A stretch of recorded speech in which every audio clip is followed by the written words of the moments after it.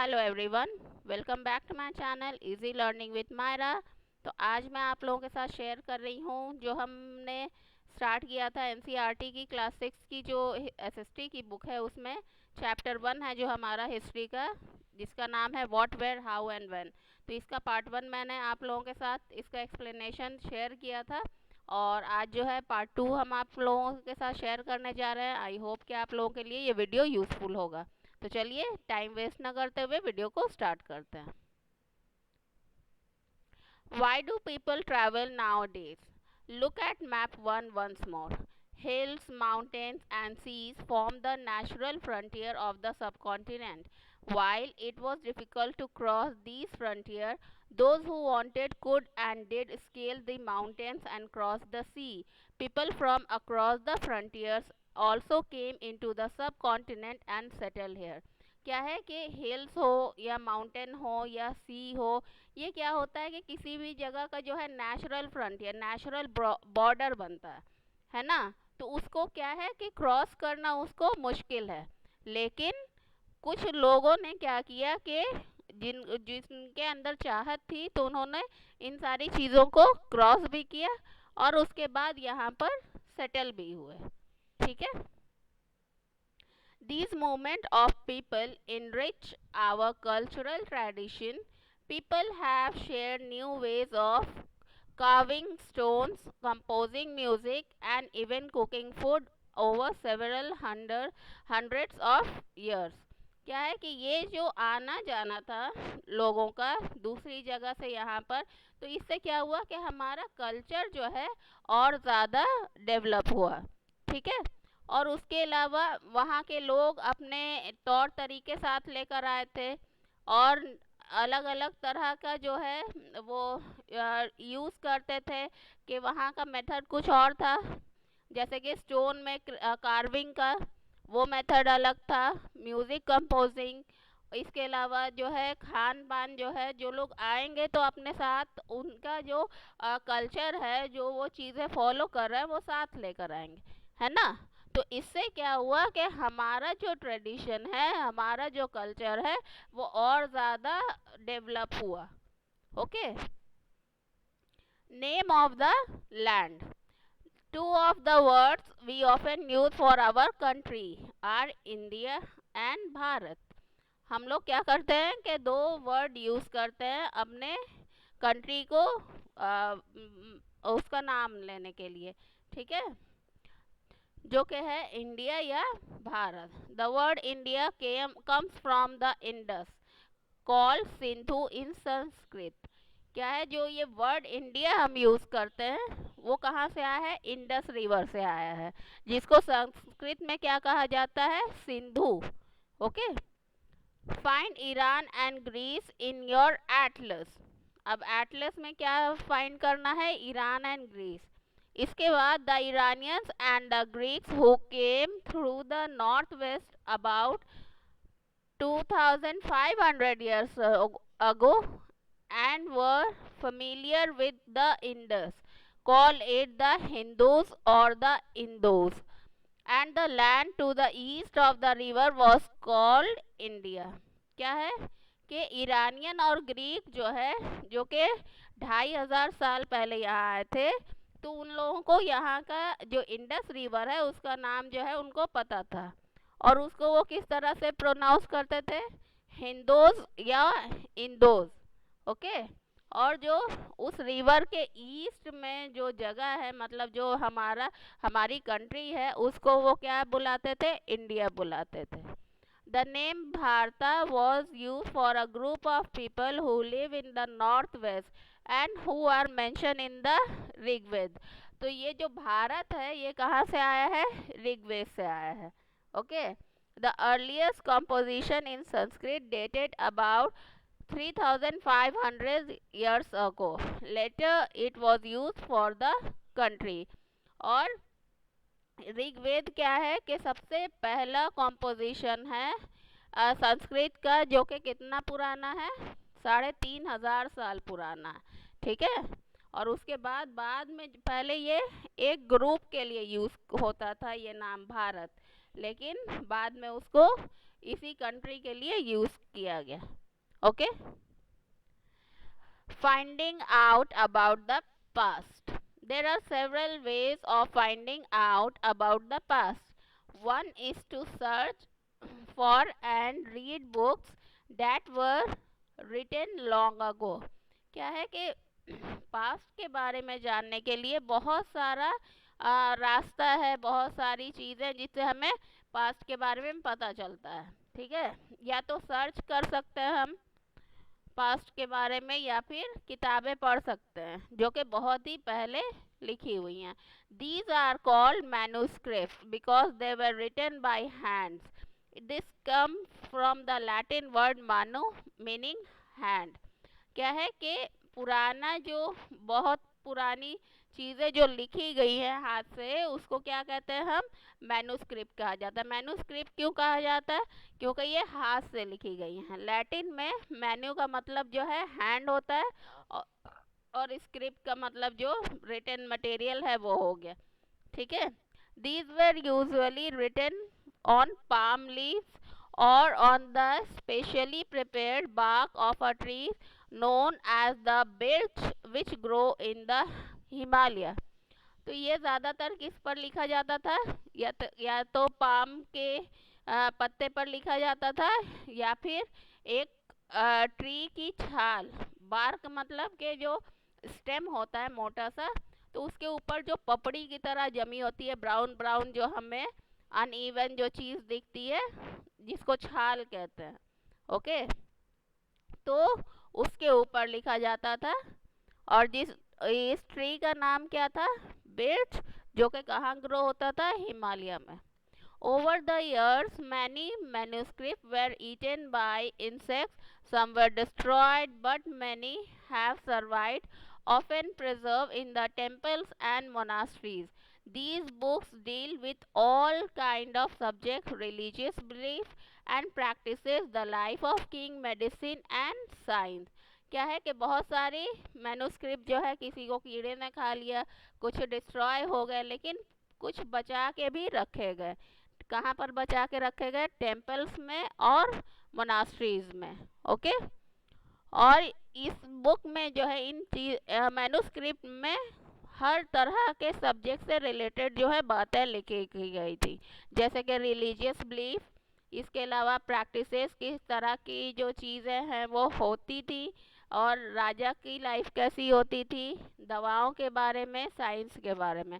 Beside there were epics, poem and plays. इसके अलावा जो है एपिक्स के बारे में भी लिखी गई हैं, पोम्स भी लिखी गई हैं, और प्लेज भी. एपिक्स किसको कहा जाता है? वो चीज़ एक तरह से वो पोम जो कि हिस्टोरिकल इवेंट को बताती है, उसको हम एपिक कहते हैं. Okay. Many of these were written in Sanskrit. Others were in Prakrit, language used by ordinary people, and Tamil. क्या था कि ज़्यादातर इसको संस्कृत, प्राकृत या तमिल में लिखी गई हैं. We can also study inscription. These writings on relatively hard surface such as stone or metal. Inscription किसको कहा जाता है? ये भी राइटिंग होती है, लेकिन ये हार्ड मेटल पे लिखी गई होती है, जैसे कि स्टोन हुआ या फिर मेटल हुआ. Sometimes kings got their order inscribed so that people could see, read and obey them. तो उस टाइम के राजा क्या कहते थे कि कोई भी नया रूल बनाया तो उसको इंस्क्रिप्शन की तरह बना दिया, ताकि लोग जो है उसको पढ़ सके और उस रूल को फॉलो कर सकते हैं. There are other kinds of inscription as well, where men and women, including kings and queens, recorded what they did. For example, kings often kept record of victories in battle. उसके अलावा कुछ inscription में जो है लोग अपने जो उन्होंने किया है उसके बारे में रिकॉर्ड बनाने के लिए भी इंस्क्रिप्शन बनवाते थे. Can you think of the advantages of writing on a hard surface and what could be the difficulties? अब जो है इंस्क्रिप्शन का क्या एडवांटेज हो सकता है और क्या परेशानी हो सकती है? There were many other things that were made and used in the past. Those who study these objects are called archaeologists. और पुराने टाइम में बहुत सारी ऐसी चीज़ें पुरानी जिससे हमें पास्ट के बारे में पता चलता है, और जो लोग इसके बारे में पढ़ाई करते हैं, स्टडी करते हैं, उनको हम क्या कहते हैं? आर्कियोलॉजिस्ट कहते हैं। The study they study the remains of buildings made of stone and bricks, paintings, and sculpture. They also explore and excavate, dig under the surface of the earth to find tools, weapons, pots, pans, ornaments, and coins. तो वो क्या क्या चीज़ें जो है study करते हैं archaeology? पुरानी बिल्डिंग्स को, पत्थरों को, उसके अलावा पुरानी पेंटिंग्स को, इसके अलावा स्कल्पचर जो स्टैचूज़ वगैरह बने हैं उनको, उसके अलावा जो है ज़मीन खोद के अंदर से जो है क्या निकालते हैं? टूल्स, पुराने टूल्स, वेपन, बर्तन, इसके अलावा जेवर या फिर सिक्के। Some of these objects may be made of stone, other of bones, baked clay और metal। और ये सारी चीज़ें अलग अलग चीज़ों से बनी होती थी, जैसे कि स्टोन हो गया, हड्डी हो गई, इसके अलावा क्ले हो गया, या फिर किसी मेटल से। Objects that are made of hard imperishable substances usually survive for a long time। और जो चीज़ें हार्ड चीज़ों से बनाई गई हैं वो क्या है कि ज़्यादा टाइम तक सरवाइव करती हैं। ओके, जैसे कि यहाँ पर आप देख सकते हैं ये पॉट है ना?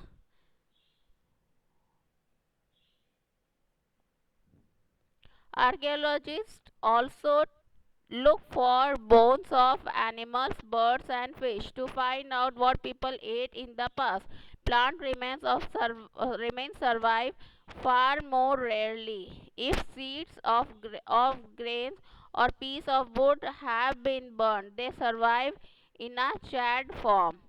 ठीक है, तो आर्कियोलॉजिस्ट जो है हड्डियों के बारे में भी पता करते हैं ताकि उनको पता चले कि उस टाइम के लोग किस तरह का खाना खाते थे, है ना?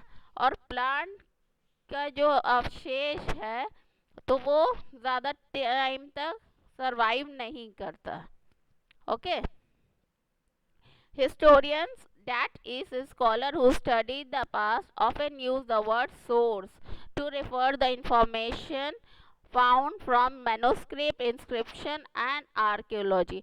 जो हिस्टोरियन हैं, जो कि पूरा हिस्ट्री को पढ़ते हैं, पास्ट को स्टडी करते हैं, तो वो इन सारी चीज़ों को क्या कहते हैं? Source of history. Okay, source में मैनोस्क्रिप्ट भी आता है, इंस्क्रिप्शन भी आता है, इसके अलावा आर्कियोलॉजिकल जितने भी फाइंडिंग्स होते हैं वो सारा कुछ जो है सोर्स ऑफ हिस्ट्री है। Once sources are found, learning about the past becomes an adventure as we reconstruct it bit by bit. So historians and archaeologists are like detectives who use all these sources like clues to find out about our past। तो ये सारी चीज़ें जब एक source मिलता है तो क्या होता है कि उस टाइम का जो लर्निंग है पास का ये एक एडवेंचर बन जाता है।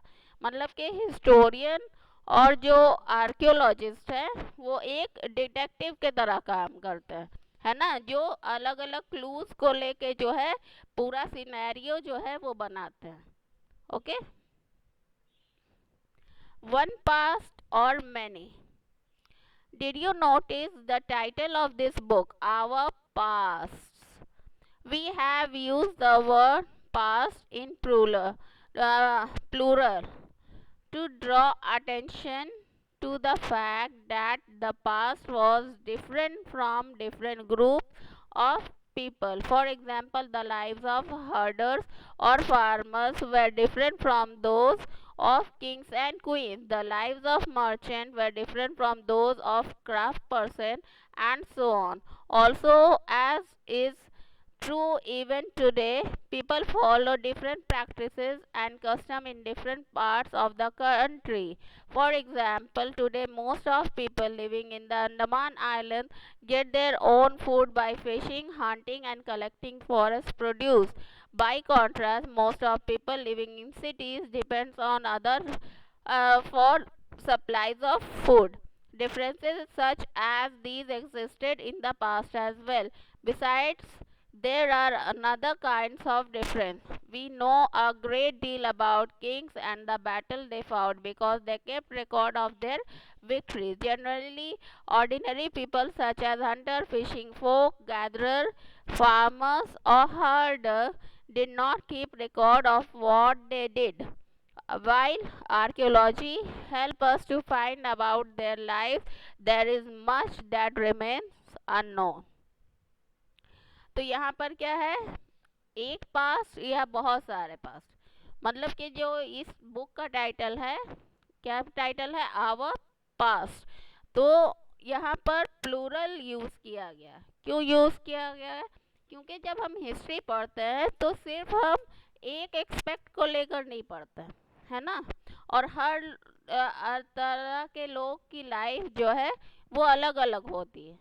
ओके, जैसे कि जो किंग है उसकी लाइफ अलग होगी, जो बिजनेसमैन है उसकी लाइफ अलग होगी, जो सोल्जर है उसकी लाइफ अलग होगी। तो अलग अलग जो ग्रुप है, अलग अलग सेक्शंस है सोसाइटी के, तो हर लोगों की लाइफ जो है वो क्या होती है, अलग होती है, डिफरेंट होती है। तो इसी तरह से पुराने टाइम में भी तो जो किंग था वो तो अपनी बहुत सारी चीज़ों का रिकॉर्ड रखते थे, लेकिन जो कॉमन पीपल है वो ये सारा कुछ नहीं कर पाते थे। तो उनके बारे में जो है ज़्यादातर जो है हमें आर्कियोलॉजिकल रिमेन से ही पता चला। ओके, और बहुत सारी ऐसी चीज़ें हैं जो अभी तक पता नहीं है। What do dates mean? Dates का मतलब क्या? If somebody ask you the date, will you probably mention the day, month and year? 2000 and something. These years are counted from the date generally assigned to the birth of Jesus Christ, the founder of Christianity. So 2000 means 2000 years after the birth of Christ. All dates before the birth of Christ are counted backward and usually have the letter BC, that is before Christ, added on. In this book we will refer to dates going back from the past using 2000 as our starting point. तो यहाँ पर जो dates के बारे में mention है कि जो हम डेट, कोई भी हमसे डेट पूछता है तो हम क्या कहते हैं, जो भी मंथ डे है, मंथ है और ईयर है। जैसे कि आज की डेट क्या है कि 9th of September 2021। तो जो 2021 है ये ईयर कहाँ से आया? ये स्टार्ट हुआ जीसस क्राइस्ट के बर्थ के बाद से ये कैलेंडर जो है स्टार्ट हुआ। ओके, तो मतलब कि जीसस क्राइस्ट के बर्थ को अब 2021 ईयर्स हो चुके हैं, लेकिन जीसस क्राइस्ट के बर्थ से पहले का जो टाइम था उसको हम बैकवर्ड काउंटिंग में काउंट करते हैं और उसको किस नाम से डोनेट करते हैं? BC, that is before Christ. Okay,